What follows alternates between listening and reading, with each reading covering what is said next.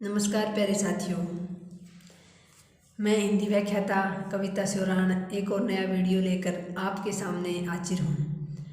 कैसे हो आप सब? उम्मीद करती हूँ आप सब बहुत अच्छे हैं और खूब मन लगाकर अपनी पढ़ाई भी कर रहे हैं। साथियों, आज की वीडियो में हम बात करेंगे कि आप रिवीजन कैसे और कितनी प्रकार से करें, कितनी बार आपका सिलेबस कम से कम होना चाहिए परीक्षा तक, और मैंने कितनी बार अपना पाठ्यक्रम पढ़ लिया था। कई बार प्रश्न रहता है कि आप अपना स्टडी जो रूटीन है वो शेयर करें या आपने अपना सिलेबस कितनी बार पढ़ लिया था। तो साथियों, स्टडी रूटीन तो मेरा ये था, मैं आपको कई बार कह चुकी हूँ कि आप ये मान सकते हैं कि मैं 24 घंटे ही पढ़ती रहती थी, क्योंकि जब भी मुझे रात को नींद आती थी तो सपने में भी किताबें ही चलती रहती थी। सपने में भी मेरे बहुत बार मेरा हाथ ऐसे लिखने में ही चलता रहता था साथियों।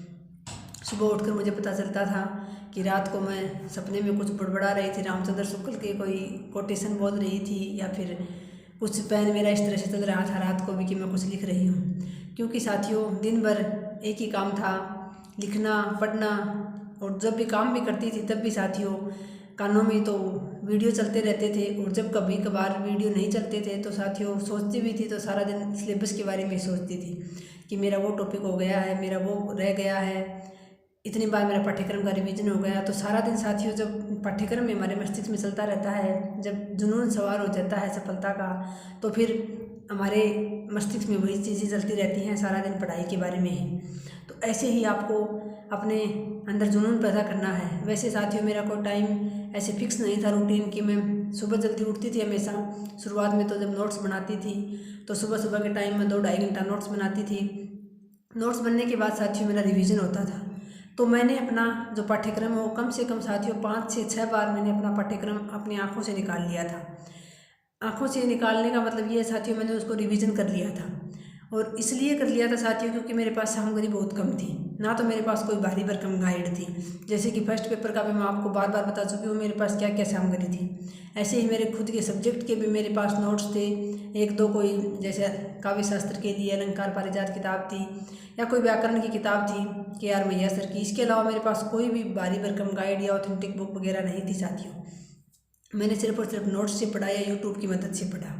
तो साथियों मेरा रिवीजन 5 से 6 बार हो गया था कम से कम। और आप लोगों को जैसे कि अभी आपके पास समय कम है, 5 महीने से भी कम समय बचा है, सिर्फ फर्स्ट ग्रेड की बात करूं तो सेकंड ग्रेड के लिए तो साथियों जो है अभी आपके पास कुल मिला के ठीक ठाक टाइम है। अभी भी आप महीने 1.5 महीने अपने नोट्स कंप्लीट करके उसके बाद भी आप बार बार अपने नोट्स को पढ़ सकते हैं। देखिए साथियों, जिसने अपने नोट्स बनाए हैं उसके लिए तो बेहतरीन अपने नोट्स से बढ़कर कुछ भी नहीं है। क्योंकि जब आप लिखते हैं अपनी आंखों से, कहीं से भी आप यूट्यूब से वीडियो देखकर, PDF देखकर, या कहीं से भी जब आप लिखते हैं तो वो चीज़ें आपकी मस्तिष्क में छप जाती हैं साथियों। जब आप अपने हाथों से लिखते हो तो उन नोट्स को याद करना बहुत सरल हो जाता है। इसीलिए मेरे लिए बार बार रिवीजन करना आसान हो गया था। क्योंकि जब हम नोट्स को कहीं से PDF से अच्छे से पढ़कर उसको लिखते हैं तो साथियों फिर बाद में पढ़ते हैं तब हमें बहुत ही आनंद आता है, अपने नोट्स को याद करने में भी ज़्यादा जोर नहीं आता है। तो साथियों आप बार बार अपने नोट्स बनाएं तो बहुत अच्छी बात है, नहीं तो मैं ये मान के चलती हूँ कम से कम आपने अपना 2 बार पाठ्यक्रम तो बहुत कम से कम पढ़ लिया होगा साथियों, पूरा पाठ्यक्रम। अब जैसे कि मैंने कल परसों वीडियो बनाया था कि आप कोई नई बुक ना लेकर आएँ और कम से कम 10 घंटे का समय निकालें, तो कुछ बहनों के कमेंट्स थे कि हमें 10 घंटे नहीं मिलते। तो कोई बात नहीं बहनों, मैं तो मान के चल रही थी 10 घंटे आपको 5 मिलते हैं, 8 मिलते हैं, उतने घंटे आप समर्पित होकर अपनी तैयारी कीजिए। कम मिलते हैं तो कम समय में अपना समर्पण दीजिए, ज़्यादा से ज़्यादा अपना वक्त जो है, टाइम जो बर्बाद मत कीजिए, अपनी पढ़ाई को ही समर्पित रहिए। जितना भी मिलता है उतना यूटिलाइज़ कीजिए साथियों। ज़्यादा तो हम कहाँ से लेके आए, लेकिन कोशिश ये करें कि जैसे तैसे काम करके काम करते समय अपना समय चुराएं। कभी भी टाइम मिलेगा नहीं साथियों पढ़ने के लिए, खासतौर से गृहिणी बहनों को तो टाइम चुराना पड़ता है काम से। तो आपको टाइम चुराना है और उसको जितना टाइम मिले उसको साथियों बेहतर अंजाम देना है। उस टाइम को आपको बहुत अच्छे से सदुपयोग करना है। और दूसरी बात साथियों ये था कमेंट्स की अब किताब लेकर आएँ, तो मैंने ये कहा था कि कोई नई सामग्री ना खरीद कर लाएँ PYQ के लिए, या फिर जैसे कि सॉल्वड पेपरों की जो पुस्तक आती है जो मैंने अपनी कम्युनिटी में पोस्ट की थी सरसा पब्लिकेशन की, प्रमोद चारण सर की। तो आप पुराने प्रश्नों की जो आए हुए प्रश्न हैं उनकी आप अभ्यास के लिए पुस्तक ला सकते हैं साथियों। ऐसा कोई वो नहीं है कि आपको बिल्कुल ही नहीं लानी है। और वैसे अगर आपके पास पहले से कोई गाइड है फर्स्ट ग्रेड की फर्स्ट पेपर की जीके की कोई गाइड वगैरह आपने 1-2 बार पढ़ी है तो आप उसी को पढ़िए साथियों, अंडरलाइन करते हुए और बार बार पढ़िए। जो चीज़ें आपको याद नहीं हो रही हैं रिवीजन के दौरान, उन चीज़ों को आप लिख लिख के याद कीजिए। जब भी कोई पॉइंट पढ़ते हैं उसमें आपको लगता है कि हाँ ये चीज़ मेरे दिमाग में नहीं बैठ रही है, नहीं आ रही है, तो साथ में आप रफ कॉपी रखिए और जो है उसको लिखते हुए चलिए, लिख लिख कर पढ़िए। ऐसे याद नहीं होता है तो साथियों बोल बोल कर पढ़िए, क्योंकि निरंतर अभ्यास से ही साथियों हम किसी चीज़ को प्राप्त कर सकते हैं। नहीं तो इतना दिमाग किसी में नहीं होता कि किसी ने कोई भी चीज़ एक बार पढ़ ली और उसको याद हो गई, या उसको महीनों तक सालों तक वो चीज़ याद रहती है। साथियों जितना ज़्यादा हमारे दिमाग के सामने, मस्तिष्क के सामने वो चीज़ें बार बार आती हैं उतना ही याद रहता है। तो ये तो मैं मानकर चल रही हूँ कि आपको जो है अपना सिलेबस कम से कम आपने 2 बार तो पढ़ लिया होगा पूरा, चाहे वो अपने विषय का हो चाहे वो जीके का हो। अगर आपको कोई चीज़ नहीं आ रही है तो आप उसको स्किप कर रहे हैं, तो उसकी जगह आप अपना जो बाकी का पार्ट बचता है उसको बहुत मजबूत कीजिए। अगर आपने 2 बार सिलेबस पढ़ लिया है तो साथियों सिलेबस बहुत आपको लगेगा कि जब पहली बार आप सिलेबस लेके बैठे थे, आपने पाठ्यक्रम निकलवाया था, आप अपना पाठ्यक्रम की सामग्री जमा करके जब आपने पहली बार पढ़ा था तो वो एक अथाह समुद्र लगता है साथियों। उसके बाद धीरे धीरे आप जब दोबारा पढ़ते हैं तो वो आपको एक बहती गहरी और लंबी नदी के समान लगता है। तीसरी बार जब आप पढ़ते हैं साथियों तो वो एक तालाब के समान सिमट जाता है। और धीरे धीरे ऐसे ही पढ़ते पढ़ते लास्ट में साथियों एक वो पतले से नाले जितना आपका सिलेबस रह जाता है। जितनी बार वो आपकी आंखों से निकलता जाता है उतनी बार वो कम होता जाता है, क्योंकि पहली बार में बहुत हार्ड था। आपने पहली बार पढ़ा तो आपको कठिन लगा, दूसरी बार पढ़ा तो आपके कुछ कुछ समझ में आया, फिर पुराने पेपरों को हल करोगे तो आपकी ये भी समझ में आएगा कि हाँ प्रश्न कहाँ से बनते हैं, किस प्रकार के प्रश्न पिछले सालों में आए हैं। तो वो सब चीज़ें आप पढ़ते हुए चलोगे तो आपके अच्छे से समझ में आएंगी साथियों।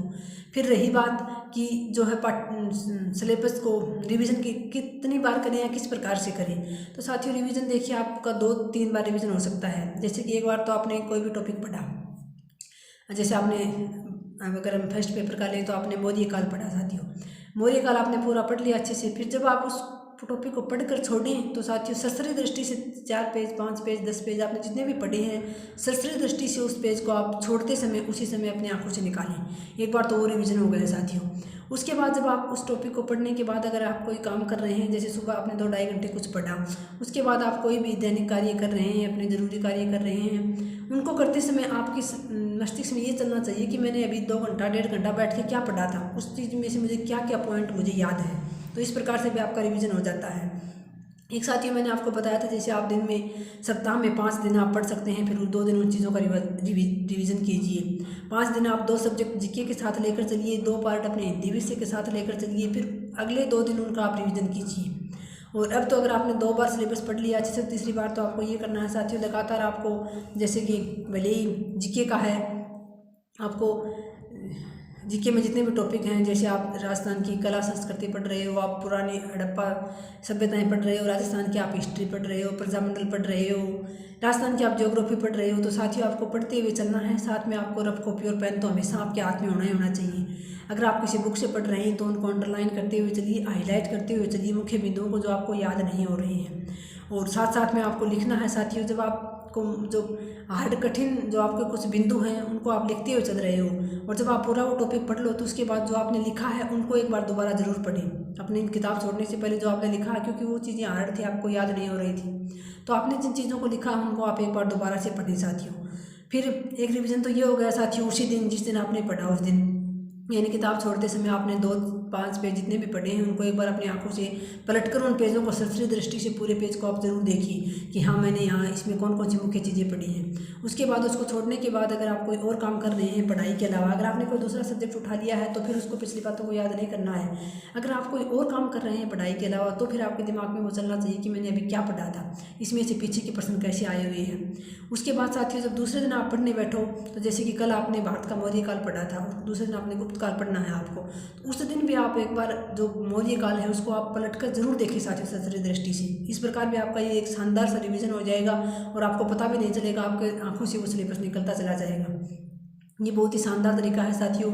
उसके बाद तीसरा तरीका तो मैंने जैसे आपको बता ही रखा है कि आप 5 दिन पढ़ के 4 दिन पढ़ के फिर 2 दिन आप रिवीजन करें। एक दिन में हो सकता है तो 4 दिन 5 दिन पढ़े हुए का आप एक दिन में रिवीजन करें, क्योंकि साथियों जितने ज़्यादा आप अपने सिलेबस को आंखों से निकालोगे उतना ही आपको ज़्यादा याद होगा। और हाँ, एक जो सीरियस अभ्यर्थी होता है, वास्तव में तैयारी करने वाला अभ्यर्थी होता है, उसको हमेशा ये लगता है कि मुझे कुछ याद नहीं हो रहा, ऐसा लग रहा है। तो साथियों स्वाभाविक सी बात है, मुझे भी लगते थे कि मुझे कुछ याद नहीं हो रहा है। जब मैं आँखें बंद करके सोचने बैठ जाती थी तो ऐसा लगता था कि मैंने क्या पढ़ा है पता ही नहीं। लेकिन जब भी मेरे सामने कोई प्रश्न आ जाता था, जैसे कि मेरे पास कोई बुक नहीं थी प्रैक्टिस के लिए, लेकिन यूट्यूब पर जैसे कोई प्रैक्टिस के लिए प्रश्न लेके आते थे कोई भी सर या मैम, तो मैं उनके प्रश्न करती थी तो वो प्रश्न मैं फटाक से साथियों जवाब दे मुझे उसका जवाब आ जाता था। जबकि मैं अगर सोचने बैठ जाऊँ कि मुझे क्या याद हो रहा क्या नहीं, तो मुझे ऐसा ही लगता था कि मुझे कुछ भी याद नहीं हो रहा है। तो साथियों, जब मेरे जैसी बिल्कुल स्लो लर्नर और अभ्यास के माध्यम से पढ़ के इतना सब कुछ याद करके इतनी अच्छी रैंक से सफल हो सकती है, तो फिर साथियों आप तो मेरे से तो कहीं बेहतर होंगी। समय साथियों सबको ऐसा ही मिलता है, जो महान व्यक्ति बनते हैं उनको भी 24 घंटे का समय मिला था, और समय सबको समान मिलता है। ये बात अलग है कि कुछ को पढ़ाई के लिए ज़्यादा मिल रहा है, कुछ को कम मिल रहा है, लेकिन कम मिल रहा है वो बिल्कुल भी निराश ना हो साथियों।